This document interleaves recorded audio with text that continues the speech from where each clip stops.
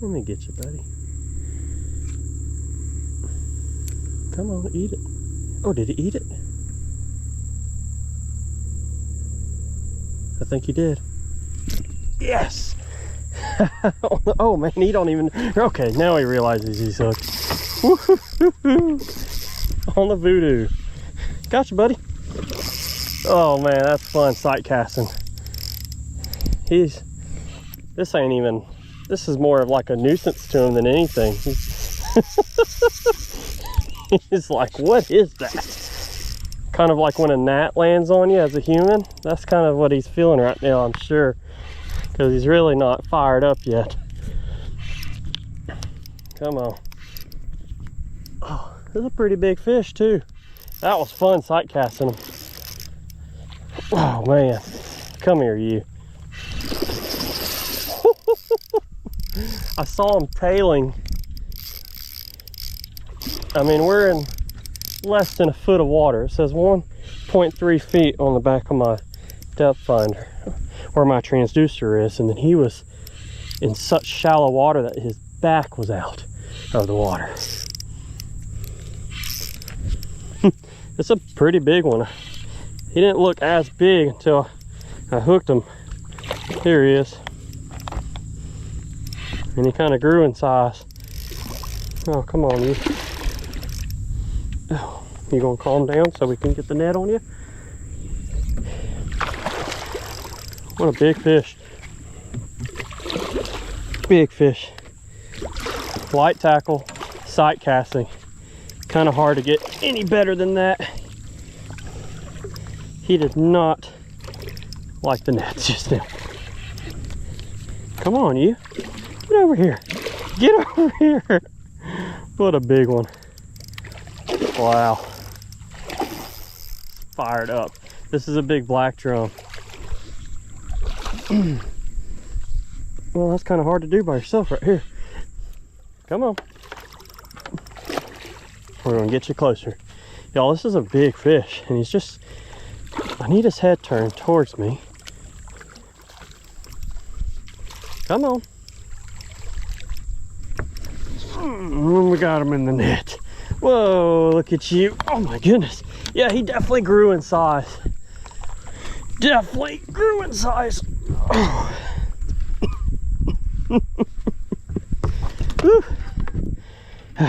That's a big fish. Look at his size of his mouth. And if you can see those crunchers back there, they use these rough lips to scrape off barnacles. And then they pretty much... There we go. Look at that. Whole hand in his mouth. And then all the crabs and barnacles and oysters and stuff, they crush in the back of their throat. That's crazy. We're gonna let this big old fish go. And so it can swim and get even bigger. There's no size limits on them. There's no regulations here in Alabama. This one can be full of worms. They are edible and not bad to eat, but the worms deter a lot of people. Let's let it go. Come on. You want to support their belly best you can. Make sure it swims away.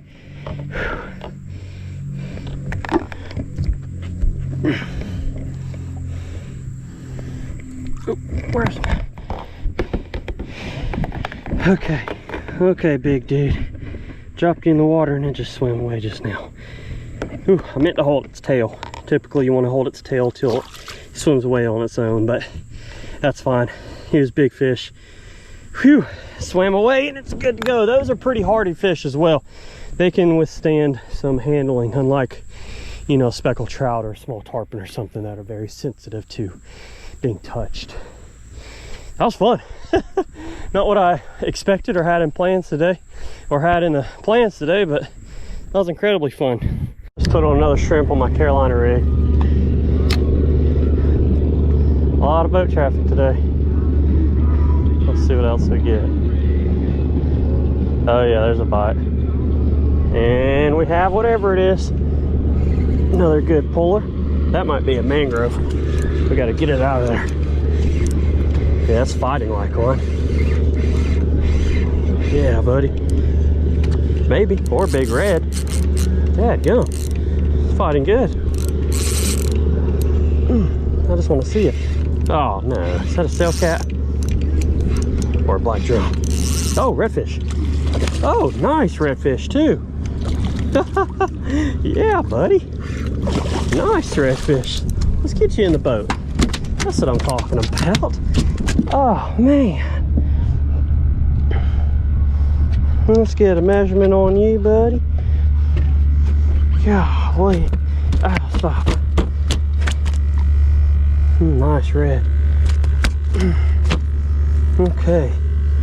So, it's 20.5 or 20 inches. They only have to be 16 to 26 inches in Alabama. You're allowed one oversized. And 3 per person. What a gorgeous redfish, everyone. Red drum. Check that out. Awesome fish. Let's put them in the fish box on ice. That's what I'm talking about, everyone. This is the setup I'm catching them on. This is a Nomad Inshore spin rod. They're medium heavy power fast action spin rod with their 15-pound braid, Penn Class 2 3000, little 3/0 Mustad circle hook, 20-pound fluorocarbon leader on a Carolina rig. So that's a swivel to a 1/2 ounce weight that can slide. That was a good fish. Picking up, it's picking up. Let's hook up another shrimp. I like to go where the horn meets the body. Go through sideways like that. And let's cast our rig back out again. Okay, come on. There's a bite. All right, another fish. Get out of there. Circle hooks, you just start reeling. And majority of the time, that hook will go in the corner of that fish's mouth. This is another good fish.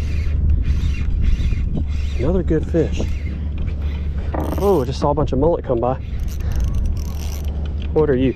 Another red? Oh yeah, another red fish. That's awesome.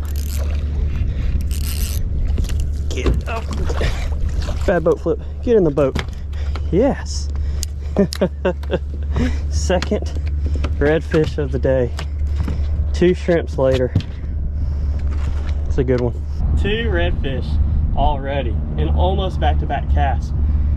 See where that circle hook is? You don't set the hook like a bass. You don't want to just yank the rod like you were setting the hook on a jelly worm or something. But that's a nice one. That's a nice one. It's going to go join the other one in the cooler.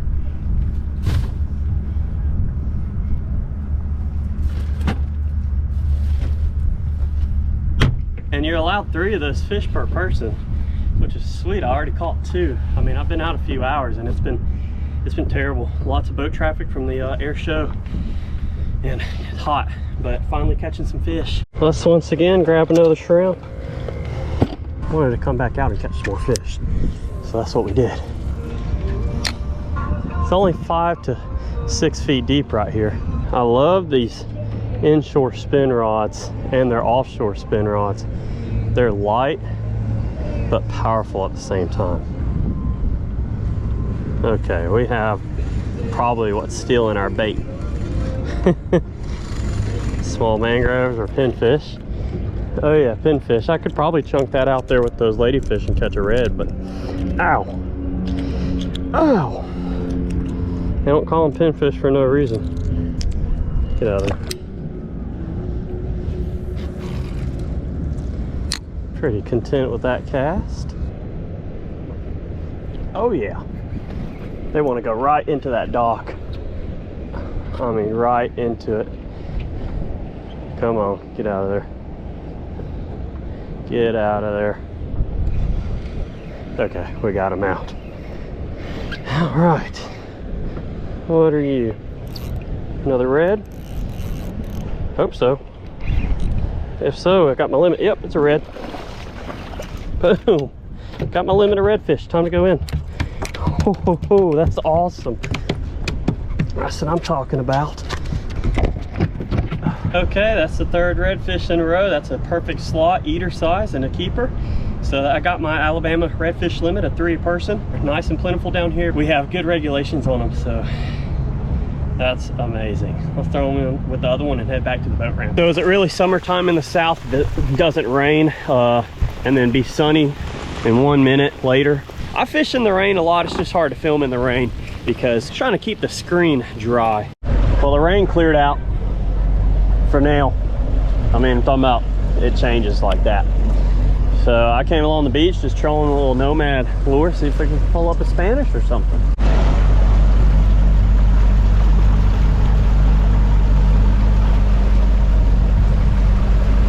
Oh, and we got our first hit on light tackle, little 2500 Stratic with 15-pound braid. And I'm throwing this on a Nomad Inshore spin rod, the 10 to 20 model, which is pretty much a medium power, fast action setup. Some 50-pound fluorocarbon leader, and I'll show you what lure I got this nice Spanish on. That's a real nice Spanish. Whoo, he's fast too. Come on. You don't want to leave the boat. Oh, he don't want to come in the boat. I don't blame him. That's a nice one. Yes, buddy.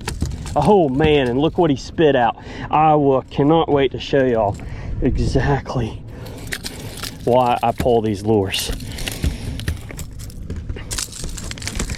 So there is our Spanish mackerel. Let's get him out in the sun. Look at that. Gorgeous specimen of one. And this is a Mustad 78 made by Nomad. Has single hooks, but you see we got this fish in no problem. And I'm going to show you why I'm pulling that size. I like to match the hatch a lot. And check out what that fish is eating. See that? That's pretty much the same profile. Don't you leave, Spanish. Let's get you in the cooler. And that's why I'm pulling what I am. The 78 size Mustad. Like I said, it's a 50-pound Yo-Zuri fluorocarbon leader. Need to check our leader. Feels good. We'll get that back out. Those are excellent fish to consume when fresh and stored properly, like on ice. But we'll get this old Mustad back out. Like I said, it's a size 78. I'll make a cast behind the boat, let out some line. A little lighter drag while I'm trolling so you don't lose your rod. And I'm gonna pull it, and I've been pulling this around 4 to 5 miles an hour. That's it. Alrighty, I'm hooked up again. Sweet.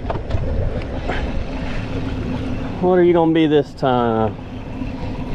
It's pretty fun on light tackle because no matter what you hook, it feels good. Now occasionally you will get smoked by like a king or a tarpon or big jack crevalle, but most of the time this is pretty fun. All right, bringing you in. What are you, man? Another Spanish? Yes, it is. Nice one too. Come on. They get feisty when they get close to the boat. Boom. Got you, buddy. Alrighty. Another nice Spanish mackerel, not quite as big as the first one. This is an average size and great eating. They have really great eyesight, sharp teeth. And he wasn't coming unhooked easy at all. You want to use pliers best you can. Add him to our box. They have extremely small and slimy scales. I mean, very small scales and sticky. So that's 2 Spanish mackerels so far, and these are the ones in the Gulf of Mexico. I know Australia, your Spanish mackerel are a little different than ours. They look more like our king mackerel. But old Nomad putting in work. I love these little mad scats. I mean, it's hard to go wrong with the black and silver twitch bait. And these already come with single hooks, so it makes it real easy on you. Because Lord knows I have enough issues with treble hooks on my own. But I make a cast out, let out a little bit more line, close the bail. My drag is probably a few pounds, not much. And in the rod holder it goes. Well, I'm gonna have to continue this trip another time. See that big dark mass over there? That's coming straight this way. And I launched in the canal. I got a 6 mile run back, or 7 mile run back. I don't want to be out here caught in that. There's a lot of lightning in it. So we're gonna go in. I did catch 2 Spanish mackerel though. Yeah, that's the next day. I've had these buried in ice, and see they're still fresh, not faded ice or anything. As long as you leave them buried in ice, they'll be okay if you don't need it, if you don't want to clean them that same afternoon.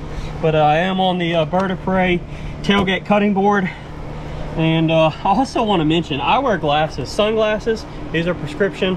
I wear prescription glasses, and you know, I thought of this idea a long time ago, but I never did. I never implemented it.